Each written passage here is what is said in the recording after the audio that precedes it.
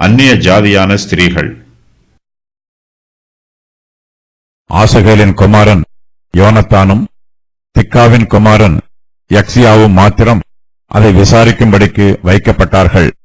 மெசுல்லாமும் சப்பேதா என்னும் லேவியனும் அவர்களுக்கு உதவியாயிருந்தார்கள். சிறையிருப்பிலிருந்து வந்தவர்கள் இந்த பிரகாரம் செய்தார்கள்.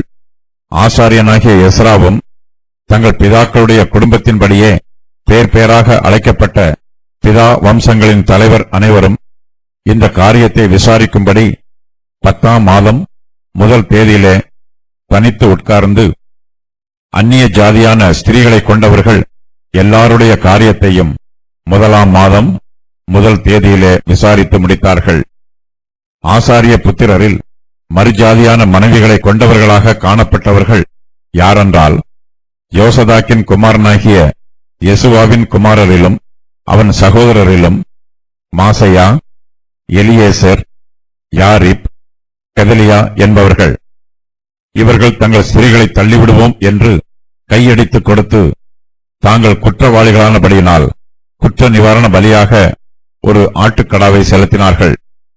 இம்மேரின் புத்திரரில் அனானியும் செபதியாவும், ஆரீமின் புத்திரரில் மாசையா, எலியா, சமாயா, எகியேல், உசியா என்பவர்களும், பஸ்கூரின் புத்திரரில் எலியோனாய், மாசையா, இஸ்மவேல், நெதனயேல், யோசபாத், எலாசா என்பவர்களும், லேவியரில் யோசபாத், சிமேயி, கெலிதா என்னும் பேருமுள்ள கெலாயா, பெத்தகியா, யூதா, எலியேசர் என்பவர்களும், பாடகரில் எலியாசிபும், வாசல் காவலாளரில் சல்லூம், தேலேம், ஊரி என்பவர்களும், மற்ற இஸ்ரவேலருக்குள்ளே பாரோஷின் புத்திரரில் ரமியா, எசியா, மல்கியா, மியாமின், எலையாசார், மல்கிஜா, பெனாயா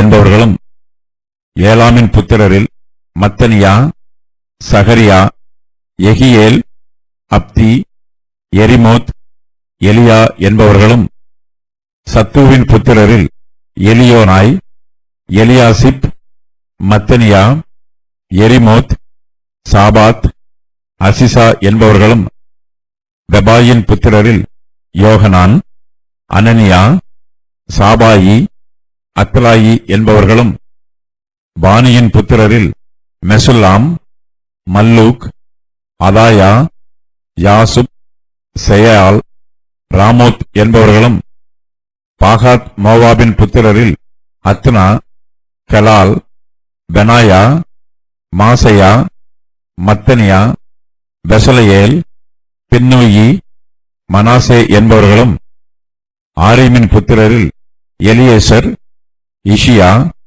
மல்கியா, சமாயா, ஷிமியோன், பென்யமீன், மல்லூக், செமரியா என்பவர்களும், ஆசூமின் புத்திரரில் மத்னாயி, மத்தத்தா, சாபாத், எலிபேலேத், எரமாயி, மனாசே, சிமேயி என்பவர்களும், பானியின் புத்திரரில் மாதாயி, அம்ராம், ஊவேல், பெனாயா, பெதியா, கெல்லு, வனியா, மெரமோத், எலையாசிப், மத்தனியா, மதனாய், யாசாய், பானி, பின்னூயி, சிமெயி, செலேமியா, நாத்தான், அதாயா, மக்னாத் பாயி, சாசாயி, சாராயி, அசரையேல்,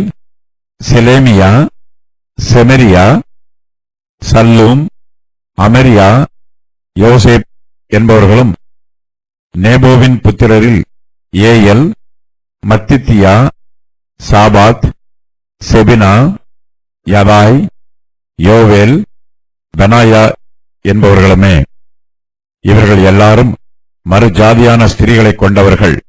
இவர்களில் சிலர் கொண்டிருந்த ஸ்திரீகளிடத்தில் பிள்ளைகளை பெற்றிருந்தார்கள். அந்நிய ஜாதியான ஸ்திரீகளை இஸ்ரவேல் புத்திரர் விவாகம் பண்ணக்கூடாது. அவர்களை விவாகம் பண்ணுவது கர்த்தருடைய பிரமாணத்தை மீறுகிற செயல்.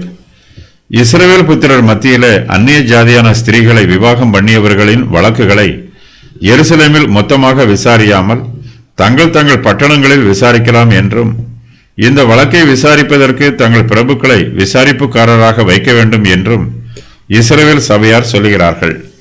இந்த வழக்குகளை விசாரிப்பதற்கு ஒவ்வொரு பட்டணத்திலும் நியாயாதிபதிகளும் மூப்பர்களும் நியமிக்கப்படுகிறார்கள். வழக்குகளும் குறிப்பிட்ட காலங்களில் நடைபெறுகிறது.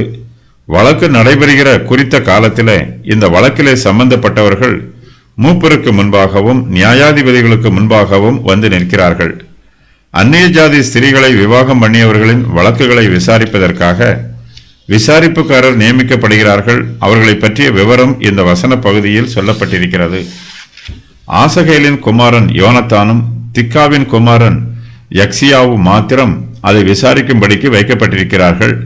மெசுல்லாமும் சப்பேதா என்னும் லேவியனும் அவர்களுக்கு உதவியாய் இருக்கிறார்கள். எஸ்ராவும் இஸ்ரவேல் சபையாரும் ஏற்கனவே பேசி ஒப்புக்கொண்ட பிரகாரம் வழக்குகள் விசாரிக்கப்படுகிறது. சிறையிருப்பில் இருந்து வந்தவர்கள் இந்த பிரகாரம் செய்கிறார்கள். ஆசாரியனாகிய எஸ்ராவும் தங்கள் பிதாக்குடைய குடும்பத்தின்படியே பேர் பேராக அழைக்கப்பட்ட பிதா வம்சங்களின் தலைவர் அனைவரும் இந்த காரியத்தை விசாரிக்கும்படி 10ஆம் மாதம் முதல் தேதியிலே தனித்து உட்கார்ந்து அந்நிய ஜாதியான ஸ்திரீகளை கொண்டவர்கள் எல்லோருடைய காரியத்தையும் 1ஆம் மாதம் முதல் தேதியிலே விசாரித்து முடிக்கிறார்கள். இஸ்ரவேல் புத்திரர் எல்லோரும் எருசலேமிலே 9ஆம் மாதம் 20ஆம் தேதியிலே கூடி வந்தார்கள். இஸ்ரவேல் புத்திரருடைய வழக்கு விசாரணை 10ஆம் மாதம் முதல் தேதியிலே ஆரம்பமாகிறது. வழக்குகள் 1ஆம் மாதம் முதல் தேதியிலே விசாரித்து முடிக்கப்படுகிறது. அந்நிய ஜாதி ஸ்திரீகளை விவாகம் பண்ணின 113 பேர்களுடைய பெயர்கள் இந்த வசன பகுதியில் சொல்லப்பட்டிருக்கிறது. அந்நிய ஜாதி ஸ்திரீகளை விவாகம் பண்ணியவர்களில் சிலருக்கு பிள்ளைகளும் இருக்கிறது. அந்நிய ஜாதி ஸ்திரீகளோடு அவருடைய பிள்ளைகளும் அகற்றப்பட வேண்டும் என்று செக்கனியா ஆலோசனை சொன்னான். ஆனால் அவனுடைய ஆலோசனையின்படி அந்நிய ஜாதி ஸ்திரீகளோடு அவருடைய பிள்ளைகள் அகற்றப்படவில்லை. ஆசாரிய புத்திரரில் மறு ஜாதியான மனைவிகளை கொண்டவர்களாக காணப்பட்டவர்களும் இருக்கிறார்கள். மோசேயின் நியாயப்பிரமாணத்தின்படி ஆசாரியர்கள் அந்நிய ஜாதி ஸ்திரீகளை விவாகம் பண்ணக்கூடாது. இங்கு ஆசாரிய புத்திரரில் 18 பேர் மறு ஜாதியான மனைவிகளை கொண்டவர்களாக காணப்படுகிறார்கள். இவர்கள் தங்கள் ஸ்திரீகளை தள்ளிவிடுவோம் என்று கையெடுத்து கொடுக்கிறார்கள். ஆசாரியரைப் போலவே லேவியரில் 6 பேரும், பாடகரில் ஒருவரும், வாசல் காவலாளரில் 3 பேரும் மறு ஜாதியான மனைவிகளை கொண்டிருக்கிறார்கள். ஆசாரியர்கள், லேவியர், பாடகர், வாசல் காவலாளர் தவிர இஸ்ரவேல் புத்திரரில் மேலும் 86 பேர் மறு ஜாதியான மனைவிகளை கொண்டிருக்கிறார்கள். இவர்கள் எல்லோருமே தங்களுடைய மறுஜாதி ஸ்திரீகளை தள்ளிவிடுவதாக வாக்கு பண்ணுகிறார்கள்.